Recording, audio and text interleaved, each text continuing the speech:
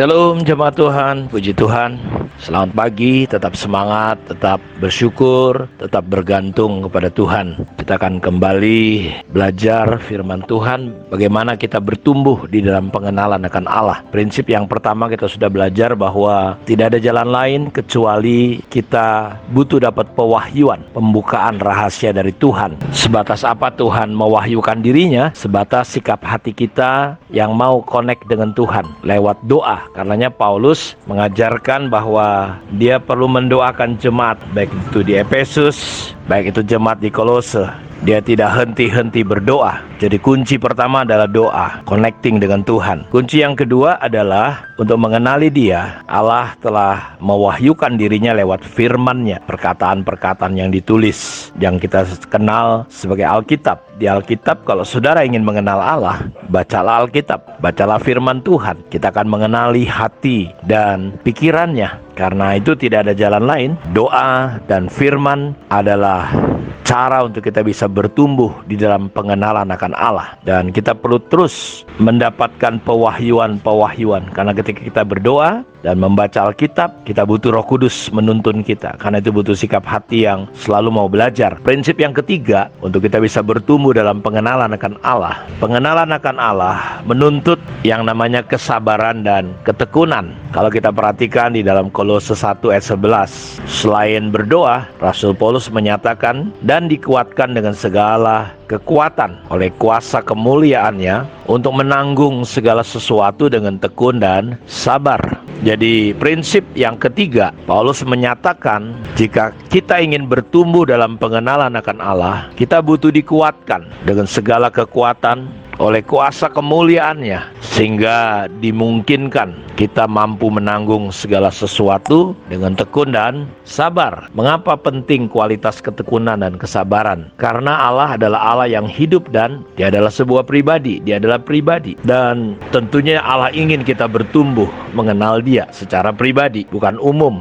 Makanya ada Allah Abraham, Ishak dan Yakub. Ketika kita berdoa, Dia mengajar kita, kalau kau berdoa panggil Dia Bapa. Kita adalah anak, butuh pengenalan secara pribadi. Dan Dia ingin mengubah hidup kita agar kita dapat beroleh persekutuan dengan Dia. Tapi di dalamnya tercakup yang namanya pengenalan akan Dia. Rasul Paulus punya pandangan bahwa pengenalan berarti hubungan yang bersifat pribadi dengan jalan-jalannya. Dalam gambaran kita, terkadang kita tidak mengetahui atau mengerti apa yang sedang Allah kerjakan. Dia memimpin kita untuk lebih mengenalnya. Dan pada situasi seperti itulah kita perlu tetap percaya. Kita perlu mempercayai Dia sekalipun kita belum memahaminya. Apa yang dimaksud dengan percaya? Terkadang kan kita persoalannya kita pengen tahu baru kita percaya. Percaya adalah kita tetap percaya walaupun mungkin kita belum mengerti. Kegagalan Saulus pada waktu itu adalah ketika dia lihat orang berserak-serak, Samuel tidak datang, dia tidak percaya kepada Tuhan. Dia lebih percaya dengan apa yang dia lihat. Karena itu di dalam kita bertumbuh untuk mengenal Allah, kita butuh kekuatan,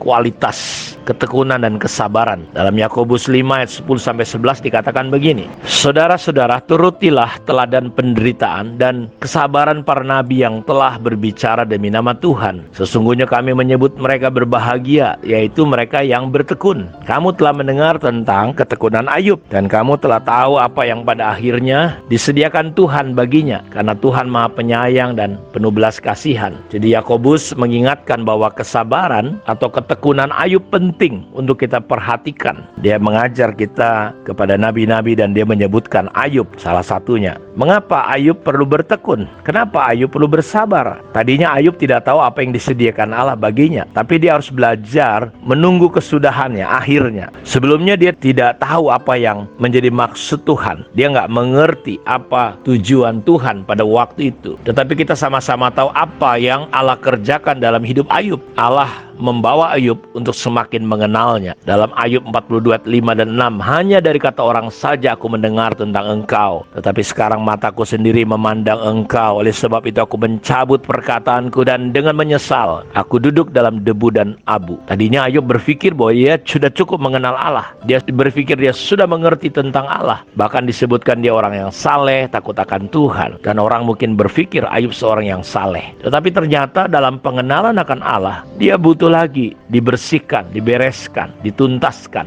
Dan di pasal 42 ayat 5-6 ini kita melihat Ayub akhirnya sadar. Dia berubah pandangannya. Tadinya hanya dari kata orang, tapi sekarang mataku sendiri. Karena itu aku mencabut perkataanku. Jangan menyesal aku duduk dalam debu dan abu. Jadi apa yang Ayub pikirkan sebelumnya, bahwa dia sudah cukup mengenal Allah, tapi sekarang dia baru sadar bahwa dia telah diberi suatu pengenalan akan Allah dalam suatu dimensi yang benar-benar baru. Kisah Ayub ini berlaku dan dapat menjadi contoh untuk kita yang hidup pada sekarang ini. Ada hal-hal yang seperti gunung yang harus kita daki, ada lembah yang harus kita turuni. Maksud Allah tidak selalu dapat langsung dimengerti, Bapak Ibu. Banyak orang menjadi kecewa di mana Tuhan. Ada banyak orang gara-gara COVID jadi menyangsikan Tuhan. Dan orang sekarang lebih percaya COVID daripada percaya Tuhan. Tapi hari ini kita mau belajar. Makanya di hari-hari ini kita perlu bertumbuh di dalam pengenalan akan Allah. Karena itu ketika kita tidak mengerti hal-hal yang belum kita mengerti, bukan berarti Tuhan tidak ada. Ketika saudara tidak merasakan, tidak melihat, bukan berarti Tuhan tidak ada. Karena itu kita perlu berjalan, mengenal Tuhan. Kita tetap berjalan dan meyakini bahwa Allah tidak pernah meninggalkan kita. Untuk belajar mengenal Allah, kita perlu belajar untuk menunggunya.